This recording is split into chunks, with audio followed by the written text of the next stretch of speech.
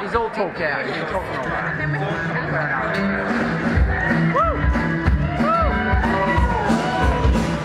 Go, guys!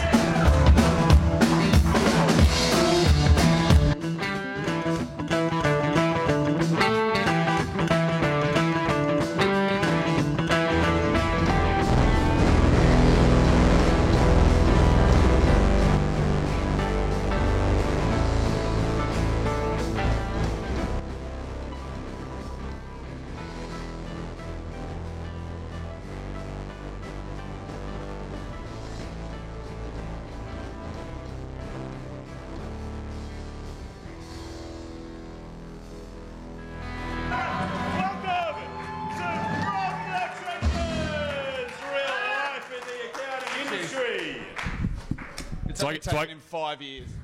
Do I get to do it again? Ladies and gentlemen, welcome to From the Trenches, Real Life in the Accounting Industry. We are celebrating our 5-year anniversary and coming to you live from the Sheridan Grand Mirage at Change GPS Summit. 5 years, Paul. I was. We have some floor mics so everyone catches the laughs. 5 years, and I'm still turning his mic on and making him sure he turns up on time. It's just how it rolls. 5 years. We didn't plan it. We actually, like all good news, anniversaries and everything, you find out on LinkedIn. When people just start tagging you in work anniversaries. Had no idea. So there you go. Is that how Mel tells you that your anniversary is coming up? That's how I remember. Facebook Actually, notifications. No, I have a calendar system. It's all right. All right, let's have a seat. Let's have a seat. Absolutely. I've got a dry Riesling here. Is this a dry Riesling, Phil? I think it's dry. It feels dry to me. I don't know. Make it up as we go. It was, David, thank you very much for organising the band for that. That was pretty impressive. Well, thank Tim Munro organised the band tonight. I said, can we get the From the Trenches song done live? Takes a certain ego to get a band to learn the theme song for their own podcast. I'm going to make that my ringtone. Is that still a thing? I don't know. I'm going to work out how to do it. I don't know. Do you still play Snake? No, I want it. I want to. Anyway, look, we are very quick tonight. We are under very strict time pressures. We've got 2 guests, 30 minutes. We're going to be hopefully very quick. Food will come out, so please just eat and start whenever. Clink the knife and fork on the plate. You're not going to interrupt us. Have you seen how loud Paul Meisner is? I'm the quiet one. I think the tape will reflect that you nearly broke a speaker coming out there, but that is all right. David, we're just going to recap, indulge us a sec, talk back about how we started. It was probably now 5.5 years because it took a while to get started, but we've got 5 minutes allocated for this. Go for it. Back in the day, a fancy co-working space opened up called Work Club in Collins Street. And it was really, really fancy. And obviously I wanted to start my business there because I wanted a Collins Street address because back then I thought it was important. And I go to the open and it wasn't finished yet. And this Scandinavian, what's his name? Soren. A quick summary of the start date. Anyway, I remember the parquet floors. Is it parquet? Anyway, I see this bloke walking around in this jumper. It looks like a NASCAR driver. He's got 5-way, zero, carbon, all these brands, not carbon, all these brands on his top. And I said to Megan, who was working with me at the time, that's Paul Meisner. He's a big deal in the cloud accounting world. And she was like, no one's a big deal in the cloud accounting world. What are you talking about? Anyway, Paul and I said, and we ended up working together in a co-working space. And at the time, Virtual CFO was just sort of growing, cloud accounting was really starting to catch hold. And Paul's office was next to mine. And we were doing this, the cloud accounting was sort of in the middle. Paul was using cloud accounting to champion compliance, and I was using cloud accounting to champion CFO and advisory services. Bookkeeping. It's been our longest running joke. Is Tyler here? Yeah, we called him a bookkeeper the other day on the show. Didn't go down too hard, I think. We're looking after $50 million companies. Anyway, Paul and I start arguing all the time, and Megan says to me, you two, you're like a married couple, just start a podcast. So we did. We booked out the war room, as it was. It looked like we used to call it the KGB spy room, which has a bit of a different meaning these days. I probably wouldn't be saying that out loud anymore, actually. And we came up with this idea for the show, and we stole the Democrats' line, keep the bastards honest. And we thought, we can't do that. We came up with From the Trenches, and then what I think was the lasting legacy of the show, best on ground, worst on ground, 5 and 5. I think it's safe to say that you probably owned the best, and I, as pretty much just hate everything. Well, I have a positive So disposition, I really and embrace the you're a worst. word that we're not allowed to say because Apple gave us a PG rating on the first episode, and then we're stuck with it. It is nice to have probably the longest holder of worst on ground, Trent, as our new CEO. Congratulations, Trent. We've got a new CEO. We've got a CEO of a... It was a podcast, now it's a media conglomerate. I think, look, one of the things, and often people do ask us about how we got started, and it is truly just those same doorway conversations we have that is just pretty much how every episode has come together, and we really do. We've loved doing it. We've really enjoyed doing it. We've had an awful lot of fun doing it, and we will continue to do it. So basically, we have an opinion, and you're going to listen to it whether you like it or not.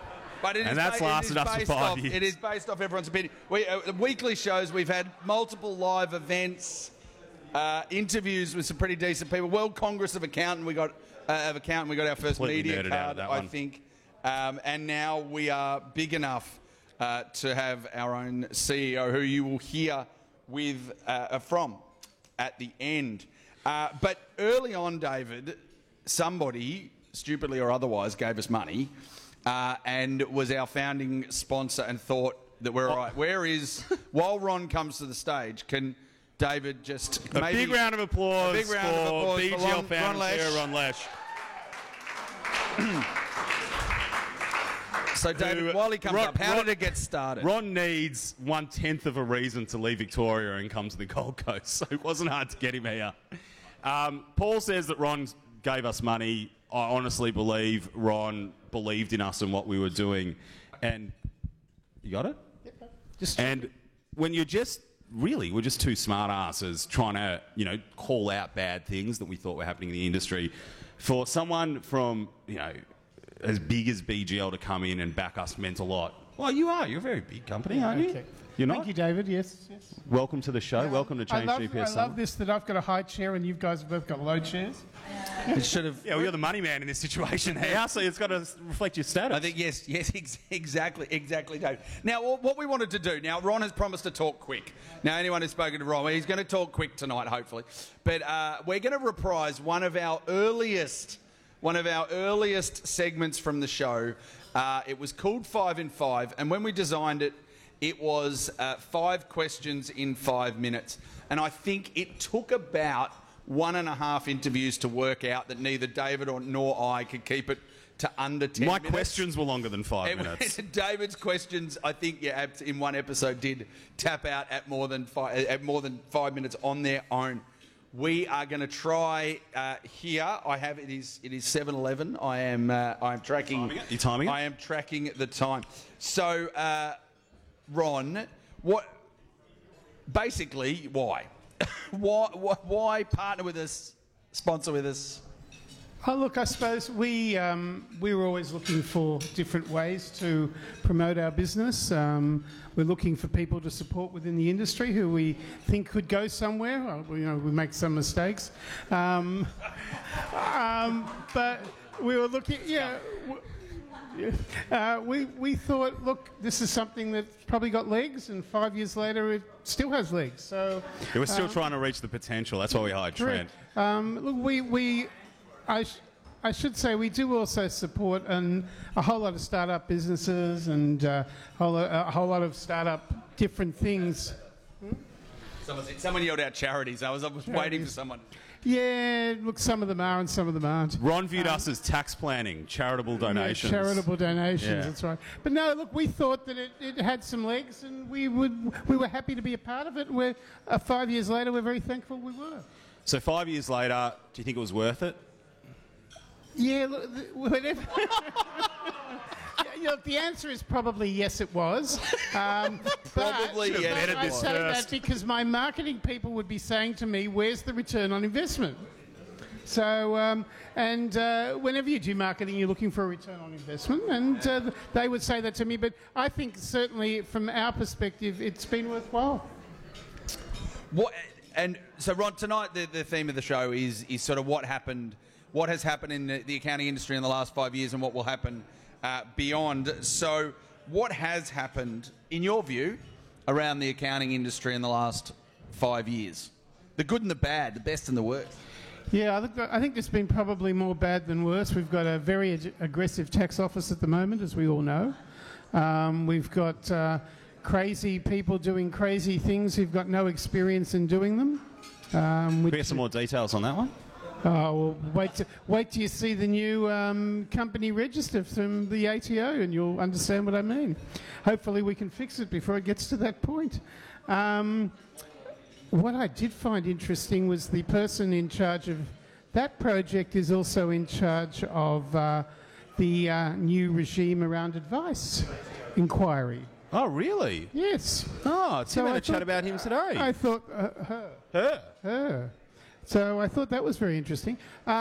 Look, I think the big thing in the last 5 years is, without any doubt, has been the move to the cloud. Whether it's been from accounting software, from all sorts of stuff that people are doing, the number of subscriptions that people have now gone through the roof. And if you really want to find out what's happened in the last 5 years, come along or tune into BGL RegTech tomorrow or Wednesday in Melbourne. There it was. Beautiful segue, right? So what about the next 5 years? Are we actually are we going to see any innovation? You innovate, the rest of the tech don't. I'm sure we'll get to that. What's the next 5 years for the accounting industry? Oh, look, I think we've got to get to a point where there is no manual work required for the vast majority of the compliance that we're doing, where the whole thing's automated. And we may start to see that sooner than later if we look at what's going on in the UK at the moment. They now will have to lodge tax returns every quarter, and that will all be coming straight out of accounting software. I think we're going to see a much heavier hand from governments. They're going to have to pay for the $1 trillion debt that they've put us into somehow, and part of the way is going to be collections from the ATO, some new taxes. I think I read something this morning. The ATO is $52 billion in debt. The ATO's in debt? Well, collections that they haven't collected. Sounds about that. Sounds because there's not enough tax agents. I've equated for him. I feel like a mortgage broker, just like handing out ATO money. Anyway, last question, because we're really at time. Greatest BGL achievement in the last 5 years? Oh God. Look, I always put achievements back to the team. I don't achieve the way that they achieve. I think getting to where we are in the market today has been a fantastic effort from the guys. To have a competitor that was years ahead of us and is now years behind us is really a tribute to the work they've done in the last 5 years. I think the awards that they've won, the recognition that they've got from, be it the AFR or be it all sorts of different places, is a tribute to what we've achieved over that period of time. And I don't judge how we are by awards. I think you judge by how you are, I suppose, as a business in revenue and profitability and team and all that sort of stuff. And I think we've done really well on a lot of those counts. The awards that we've won for Best Workplace, I actually see as being just as important as the ones we've won for innovation. Very well done. And we actually kept it to 6 minutes. 6 minutes. Was that clap for the time or for Ron? Let's give another clap for Ron. Another clap everybody. for Ron. Thanks, mate.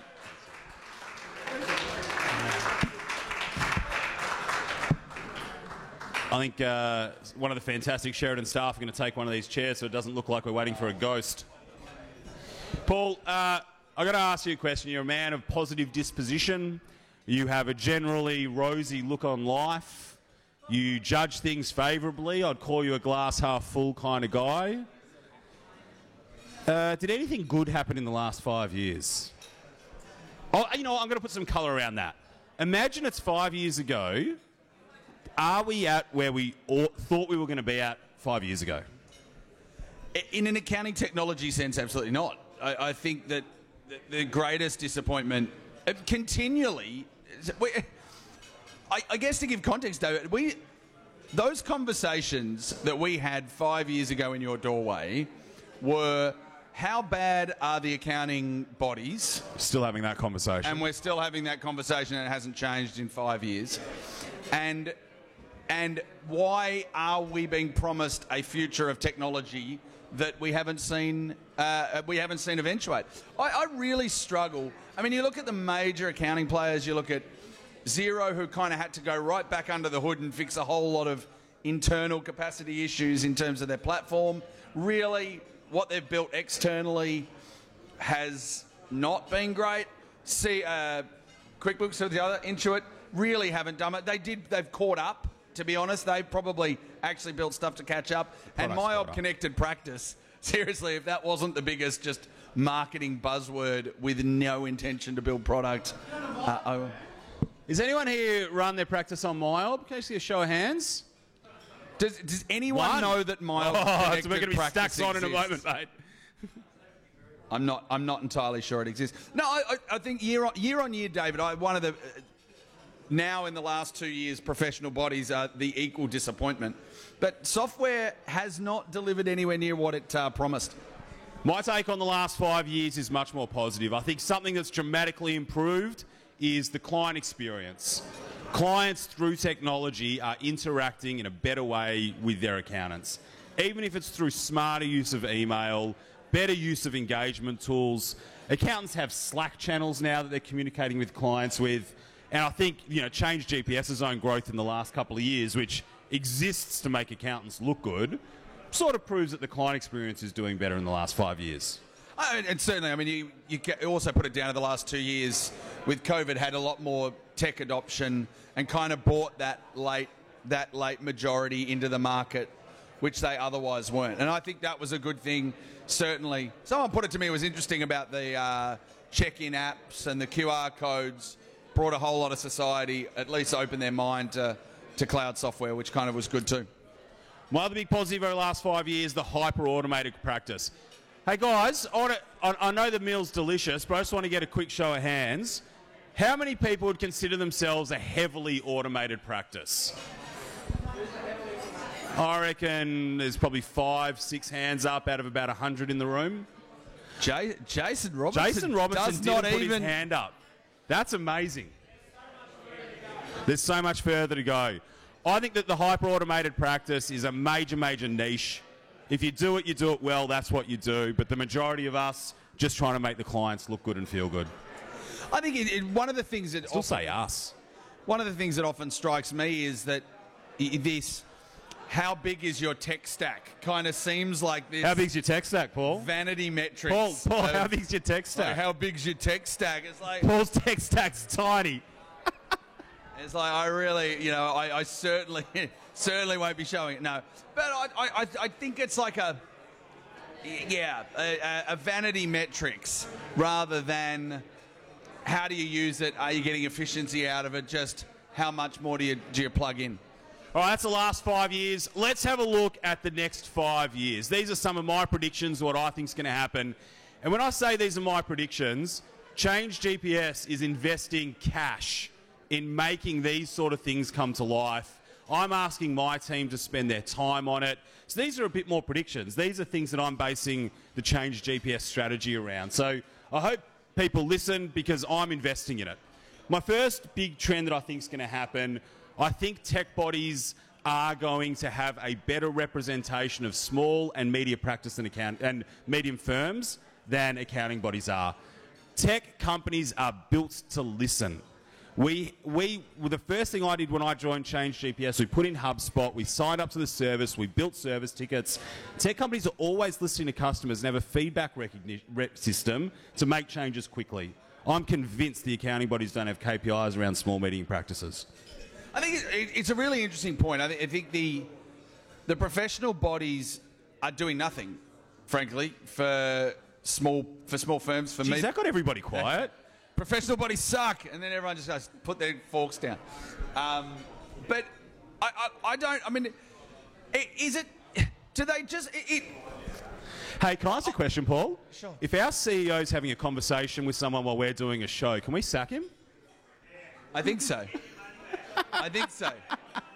Sure you were. He was selling them DiviPay. I think anyone who doesn't... He's doing demos. Seriously. He's doing demos. It's like being in a beach in Bali when Trent walks past. Just hold your wallet, right? Just hold your wallet. He'll give you a drink, might take your wallet. Sorry, Trent, it was cheap. But look, I think that the professional bodies, to me, it just seems like the greatest version of Stockholm Syndrome I've ever seen. Like, I think they inflict enough pain through the professional year that we just feel like we can never give this membership up. It is just like I can't bring myself to stop paying, but they are giving me absolutely You're all talk. nothing. My next big trend, and this is a major one, I've got a big announcement tomorrow about this. I think accounting firms are going to move away from the tech stack and move back into the Microsoft world. I think Office 365 does a huge amount of work that firms actually need, and I sit at the back of Change Accountant's office. There's about 10, 15 accountants sitting in front of me. When I look up, do you know what I see on screens? I only see 3 apps ever. Outlook, Teams, Xero. That is it. Excel? Occasionally Excel, but it's Xero or Excel would be the alternate place that the work's done in. I think Office 365 is building out. Microsoft has its own APIs that it's making public. And I can tell you at Change GPS, we're building product to use Microsoft as our delivery mechanism. I reckon firms are going to go back to a more single software provider. On the back of Microsoft, I'm a Google house anyway, but... That's because you don't pay for it. Because I don't pay. I'm cheap. That's fine. But I admire the Microsoft suite. At least they talk to each other. You know, one of the things that's probably more not... I don't think it'll happen, but I really hope it will, is understanding and using the tech you've got better than just plugging more tech in to try to solve a problem that you otherwise should have just solved. My next big prediction, Paul, I reckon will get the whole room quiet because it's bad news. I've got bad news for every single accounting practice in the country, and the smart ones are going to pay attention.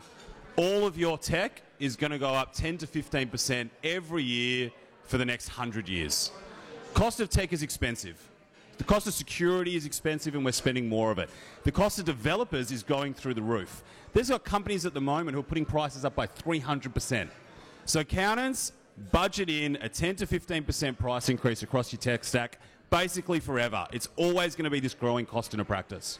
And I'd really worry about some of the tech that's not ingrained. Like, it's not, if it hasn't made it all the way to a core part of your process, if it's just nice to have or sitting on the edge, I have a feeling those price rises could be really decision making. They'll leave. You know, I think, you know, the core accounting systems, the other core systems have got a lot of elasticity in that price, in that price tolerance. But some of the outliers, some of the outlying software, I'd be a bit worried if they had to find a way to, well, you know, heaven forbid, make money rather than just spend it. We have 5 minutes left on the 5-year anniversary of From the Trenches. And while we talk about the future, we need to give a big From the Trenches welcome to our new CEO, Trent McLaren, everybody. Welcome to the team, Trent. It is fantastic to be here. Thank you, Paul. Thank you, Dave. How are we all tonight? Are we having a good time? 10 people down front having a great time. I like it. Like my party. No, Mark said sitting at the back. I think he's at the naughty table. That's why Actually, he chose to Mark's sit there. always at the I'll naughty attest, Mark was the one person actually shushing people. Oh, good on you, Yeah, Mark. so well done, Mark. Thank you, buddy. Yeah, it was good. What are we doing in the next 5 years, Trent? What's the plan? Yeah, so it's interesting. I agree. Better be interesting. Next 5 years for us is, because you guys built a really good foundation. You built a show, you found an audience, but what does the next 5 years look like in terms of, well, how else do we reach more people? So we think about more voices, more stories, we think about more shows. We have a really good podcast show. You guys do a fantastic job. Thanks. But You're hired. it could be better. Just kidding. better. No, I'm just kidding. But we could, you know, we've got other ways to reach more people. And I think if the mission of the podcast was always to shine a light on problems in industry, we need to diverse how we do that. We're going to elevate more voices. We have more shows coming out. We have more shows coming out. Real Life In. Hey, Grant Abbott, do you want to do a Real Life in Estate Planning From the Trenches podcast series? Done. Sold. Well, I wish I'd... See how easy that was this easy. is? That was Yeah. really easy. Who else wants a podcast show? Show of hands. There's got to be a show. Someone, All right, that's number one. That's number two. What are we going to do? Real life in lending? Hide your wallet. Done. Hide your wallet. Done. Hide your wallet. You get a show, and you get a You show. get a show. And you get a show. Jace wants a show. Jace has a show. You can have another show. Jace's show is very good, by the way. Jace gets 2 shows. That is a good show. A numbers game. It's really good. Yeah, I Better know. produced than I get us. it. So outside of podcasts, though, we do summits. We've got a summit coming up, May 25th, Yeah. 26th. Call for speakers, by the way. If anyone's got anything interesting to say, summit@changegps.com.au. No, summit What? at fromthetrenches.com.au. Oh, yeah, jeez. What I'm drinking business are Phil's you working Rieslings. I'm in a bit of trouble. Who's this guy? Amateur. Property Amateur. investment? You want to do a real life in property investment? All right. The that's only another show. way is There we up. go. We're on a winner here. So we've got summits, we've got podcasts, we've got accounting awards. Oh, I'm very passionate about this one. did you hear that, everyone? Ladies and gentlemen, From the Trenches Accounting Awards. Paul, what awards are we going to give at the From the Trenches Accounting Awards? Well, as part of the awards, I was just spitballing before. I think we need some really practical categories. I think that we have best tax loophole. Best I feel tax like loophole. We have most complicated client structure. Most complicated client structure? And we'll actually have a panel of experts. We won't talk about the other awards in the market. I want to give an award for the firm who repriced their clients and got the biggest uplift, and an award for the firm who sacked the most amount of fees. These are the awards we're going to have at Trenches Awards. There you So go. anyway, the awards is all about, it's community-led. This podcast and the community, it's always been community-led, community voting. I want to see a best and worst on ground for the year. Yes. Like in my mind, I want to know who is that person. I think it was Tool of the Week, right? That was a thing. Yeah, back it in the was. day. Yeah. Like, surely there's a Tool of the year. And I don't mean best software vendor of the year, if that's what you're talking about. Well, ladies and gentlemen, big thank you to Trent. A big thank you to Paul. And a big This is thank you it, to our David. 5-year anniversary. Thank you for joining with us. Enjoy your meals. The band's going to come back on. We're going to get some dancing happening soon. Have a great evening, everyone. See ya. Thank you.